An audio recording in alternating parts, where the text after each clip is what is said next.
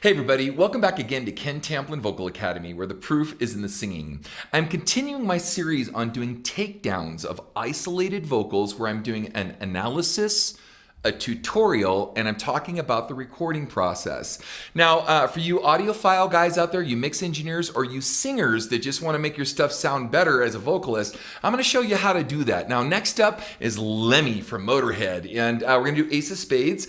Now, most of us think of Lemmy as the ultimate, gnarly grinder guy, and there's definitely a lot, to that. He was one of the original guys to do it, but a lot of growl came along later and became even gnarlier. But it may surprise you that some of the growl that you thought you were hearing is actually not as gnarly as you may have thought, number one. Number two, you're going to find out that the band does a lot of the energy for you. So the band is really driving, and it makes you think it's gnarlier than it really is. And we're going to talk a lot about that. And then I'm going to show you how to make it even gnarlier, like we've done in some of the other tutorials. We just came off of doing Phil and Sama. We did, Pantera. We did. I have quite a few of these to do. So, but anyway, I'm going to get started. Don't forget. Okay, so I have a singing course. The course is called How to Sing Better Than Anyone Else. You can find it right here at KenTamplinVocalAcademy.com, where I have a free singing forum there as well with over 20,000 singers over there talking about this stuff. But I want to get into this, and I'm just going to play it first. So this is just the solo vocal by itself. All right, so let's take a quick listen. Here we go.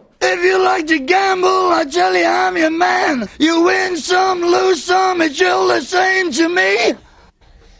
All right, now it's not quite as gnarly as I remembered it, but check it out. The pleasure is to play. Make no difference what you say. Okay, now, so let's play it one more time and take a real close listen to it. It's intense. There's no doubt about the amount of energy going by. But the band, the energy of the band makes the vocal sound gnarlier, I think, than it really is. Take another listen. Check it out. If you like to gamble, I tell you I'm your man. You win some, lose some, it's all the same to me. So, if you like to gamble, I tell you I'm your man. You win some, lose some, it's all the same to me. Right? And, there is some intensity and there's some distortion there for sure. Now, I could record this myself and you'd probably think I sounded pretty doggone close, just kind of randomly sitting here, singing, talking to a microphone, singing to a mic. So, but I'm going to play it with the track in a minute, but I want to add a couple more comments along the way. Lemmy kind of always is at the peak of his range. So he's like, razor blades to the throat. I've used that example a few times where it's just everything he's got, all the range he's got. Now he does step it up a little bit, and when it gets to the next chorus, you can hear this actually happen where he raises the pitch a little bit, but not very much. Check it out. I don't say agreed. The only card I need is the Ace of Spades. The Ace of Spades. Okay, now he's not using very much diaphragmatic, but the only guy I need is the Ace of Spades, the Ace of Spades. Right, it's kind of all he's got, really. Here we go. Playing for the high one, dancing with the devil, going with the flow, it's all a game to me. Take it in the high road, going with the devil, it's all the same to me. Right, he does take it up in pitch a little bit because the intensity of the band, and he's in another verse and it does that. Let's continue. Here we go.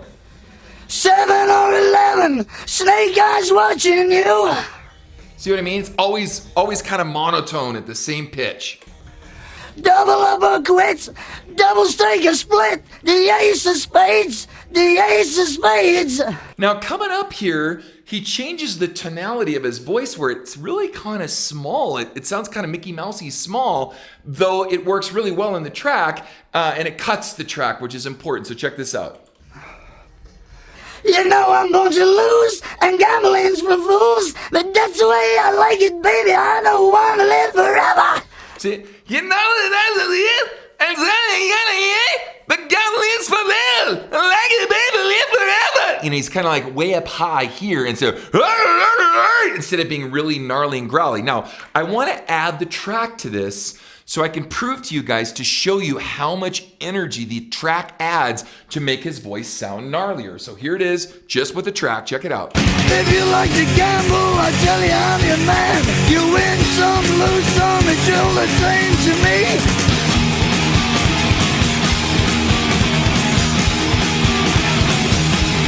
The pleasure is to play. Make no difference what you say.